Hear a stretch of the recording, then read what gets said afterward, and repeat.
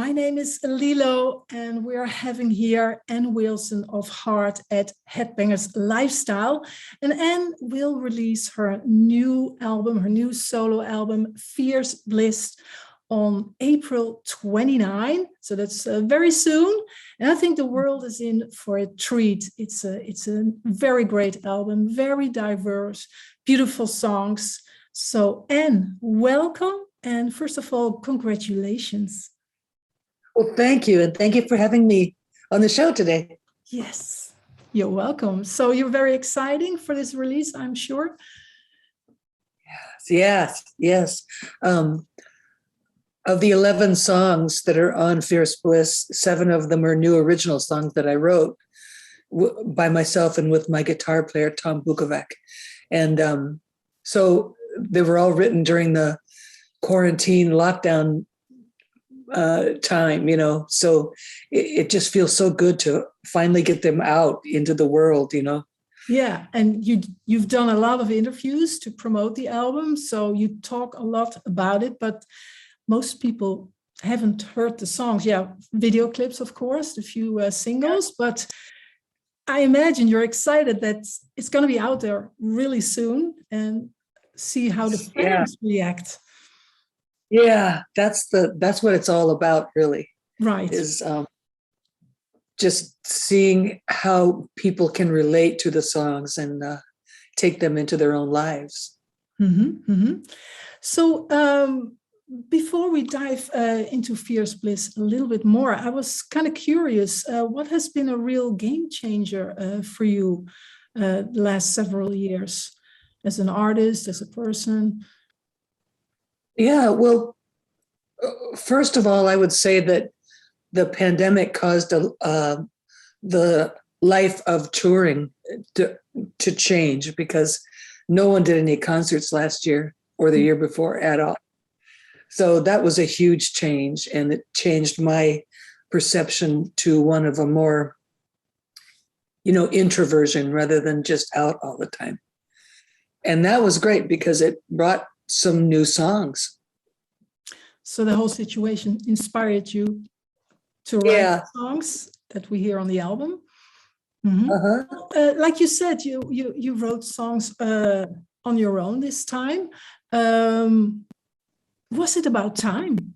Because you've been in the business so long, you've sang so many songs and written with a lot of people, but now you did it on your own. So what took you so long?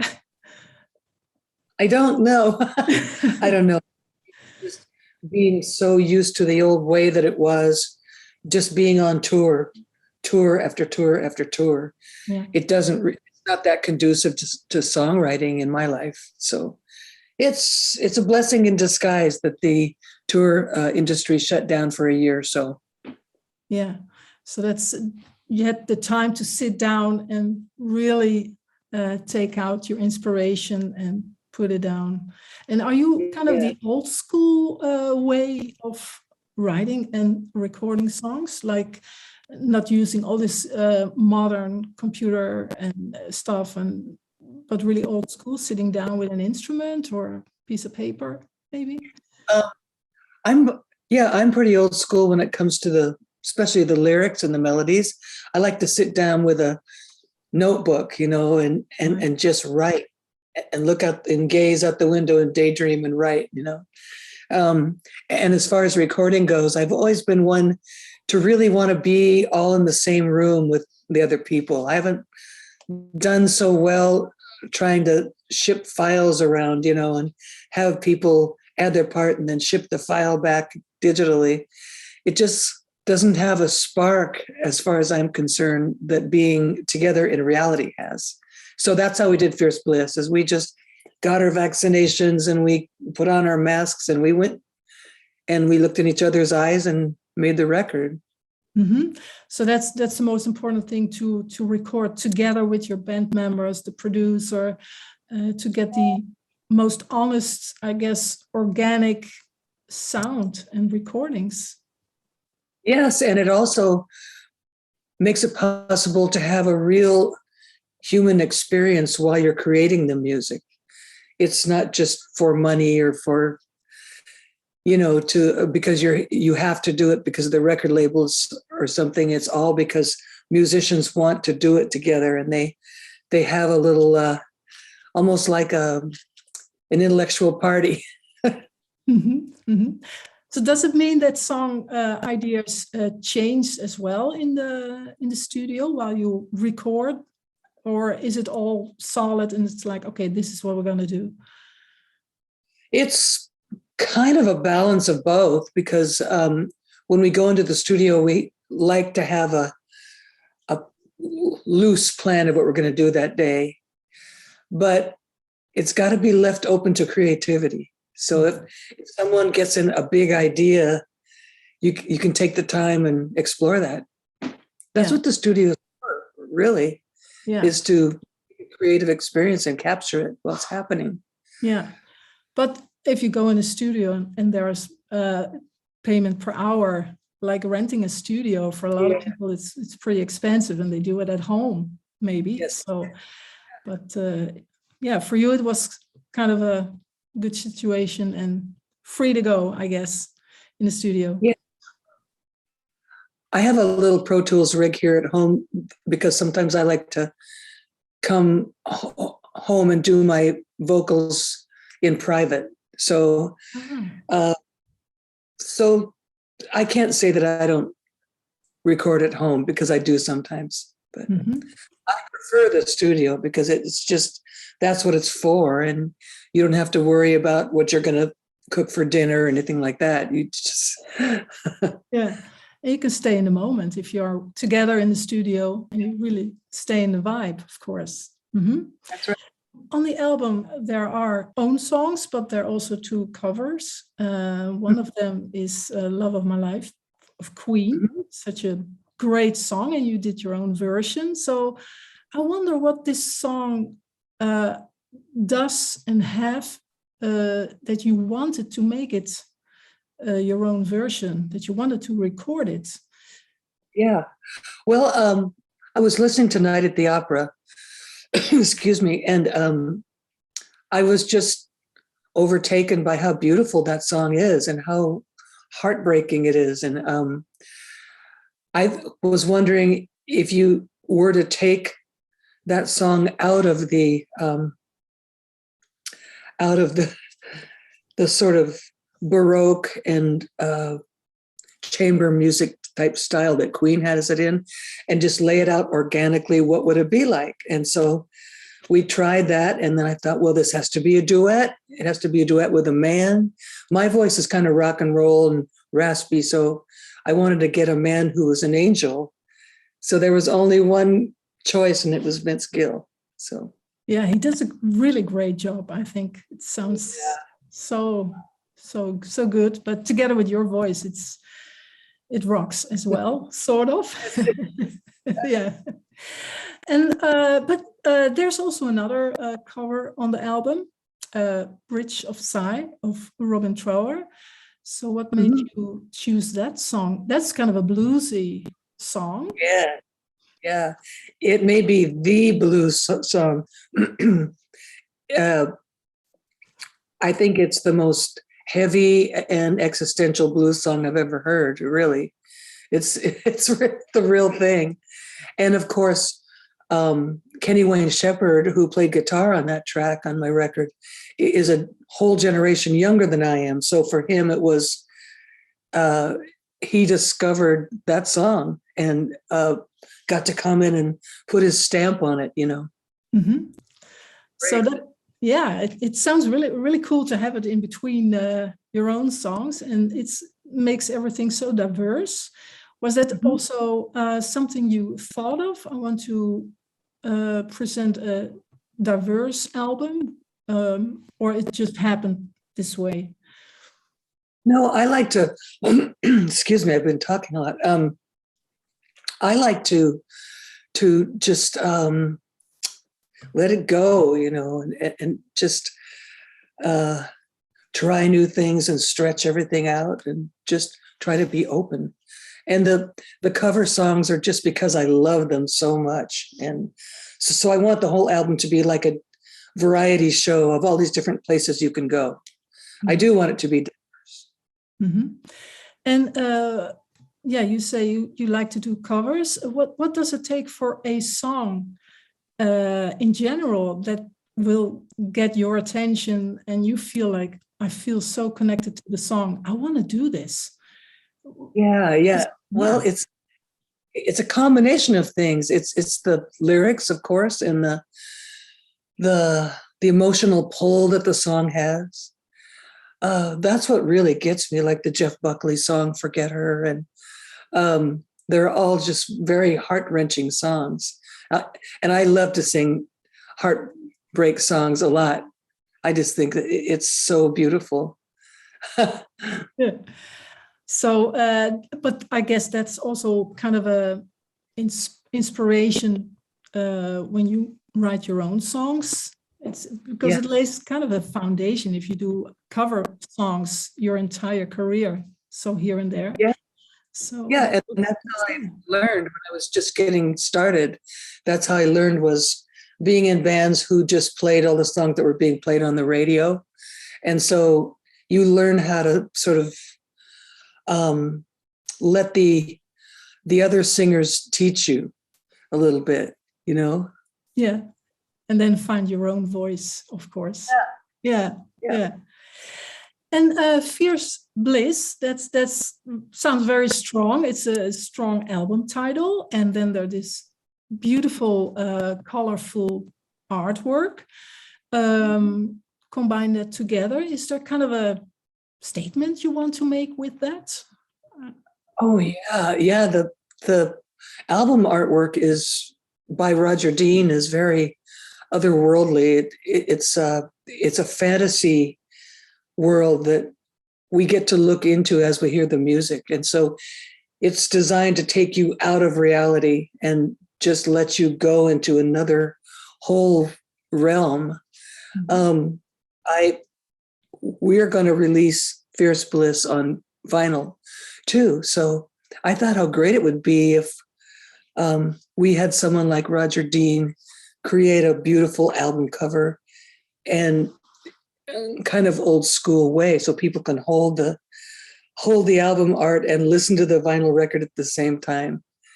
And it was so great working with Roger Dean, because he's an icon when it comes to fantasy art. And are you collecting vinyl yourself? Are you still having that, or? Well, I don't have as many vinyl records as I used to, because for a while vinyl was just sort of off the table. You know, no one listened to it. Now it's becoming way more popular. So I'm into it, because that's where music sounds the best. And when you record music, we would always record it for vinyl. So it sounds much warmer, and all the sounds are way more present, and the bottom end is better, and everything's just more alive on vinyl. Yeah. So, and a little bit back, Nashville, that's where things happened for this album, right? Yeah. And is Nashville so very inspiring? Is it so great to do music there as people say it is?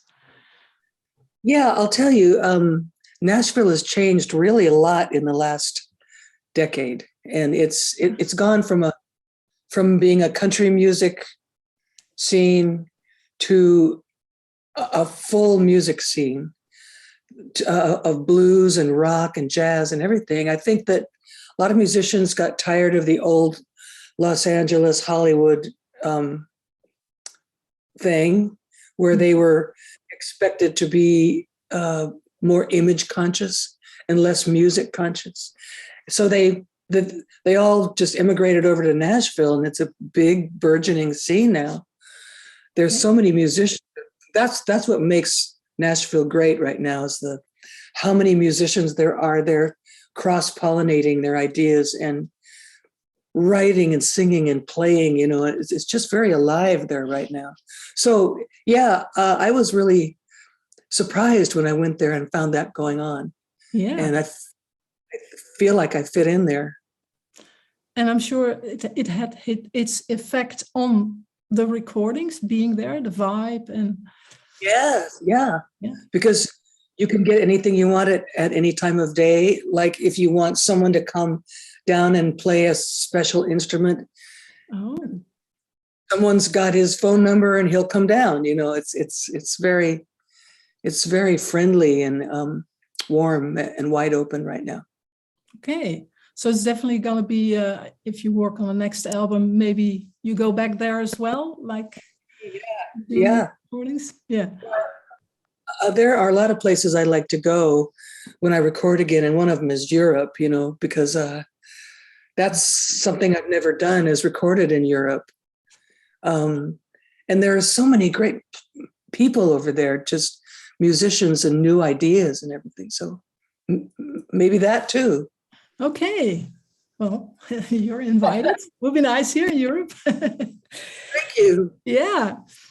So let me see. Yeah, there's a little tour announced in May and June, if I'm correct. Mhm. So what kind of an evening are you planning to give to the audience?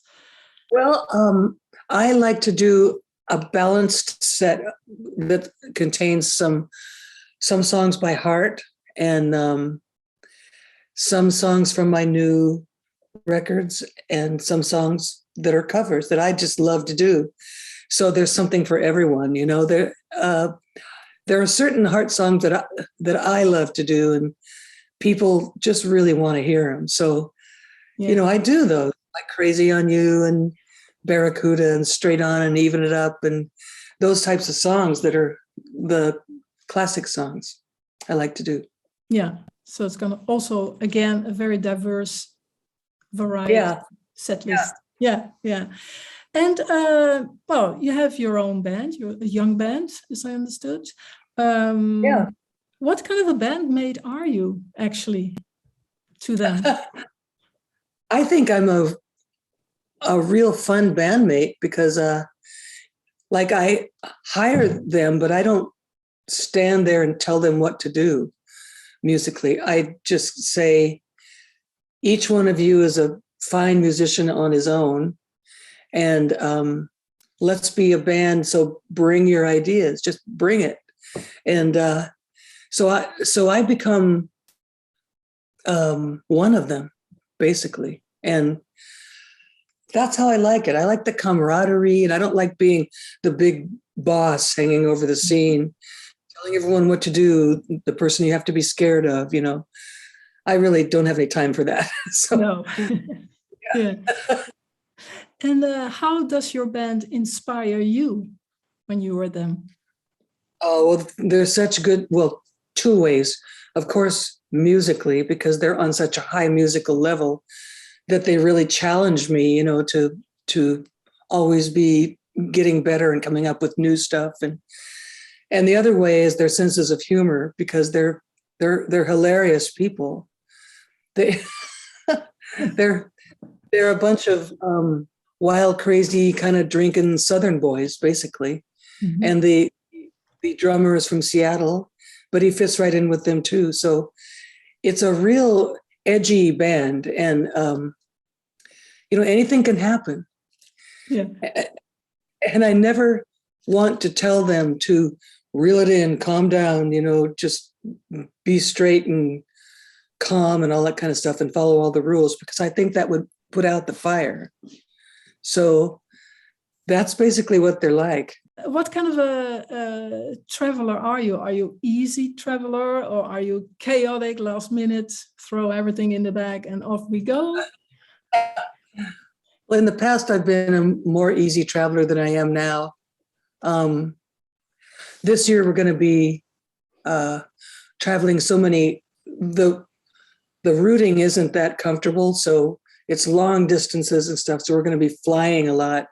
So that makes me a little bit more chaotic, I guess. Yeah. Trying to get everything into a couple of bags and all that. But yeah. And then hopefully everything arrives. That's always when you go flying. So yeah, music is what you do. That's what you've done your whole life. But when you're not working on music or with your band, what other interests do you have? Do you have certain hobbies, or how do you spend your weekends or your free time? Well, my musical job spans 7 days a week. Yeah. And so I don't really have days off, you know. I mean, both my husband and I are firm believers that if you want to get something done, you just do it all the time, you know. I don't know when I last had a real vacation, you know. But I do like where we live. I love we have 2 dogs. I love being with them. I love being with my husband. I love the pool. We have a pool. I love to swim, and I like to cook. And just kind of normal things, I think, you know. I was also wondering if it's also important for you as a successful artist to also give back to community or to the world. Are you involved in charity or other stuff? Yes, I have been more in the past than right now because we're so busy with this album launch and everything. But I care a lot about reproductive freedom, women's reproductive freedom. And I've donated a lot, given a lot to Planned Parenthood in the past. That's been my biggest thing. We did animal rights. We also did environmental issues. And it's just wherever we can, we'll do something, you know. There's not one charity that we give to. Yeah. Okay. So, and having such a long career and have seen the world, what makes you really happy these days? Boy, interesting question. I think what makes me really happy is communing with nature, just being outside with the trees and the wind and just the way nature is. I mean, to me, that's the ultimate relaxation and the freshest you can be when you take a big breath. I mean, that is happiness. Yeah. And we're heading next year, then it's the 50th anniversary of Heart. How are you going to celebrate that? It's huge. Well, it's a little bit too early for me to be talking about that, but we do have big plans, and it's going to be a great event. That's really all I can say at this point because it's such early days. Mm-hmm. So fans have to, be patient, but the word will be out, I guess, when the time is right. And we will be dropping little information as the plans get locked, you know. Right. Mm-hmm. I don't want to just start talking about it now until things are actual reality, you know. Yeah, of course. But I guess you look forward to it, to have something to celebrate other than your own, of course, personal album launch. Yeah. Yeah, absolutely. Yeah, I'm looking forward to that. Thank you so much for being at our show. And you out there, thank you so much for being here with us. Check out Fierce Bliss, and we see you the next time. Ciao. Bye. Bye-bye.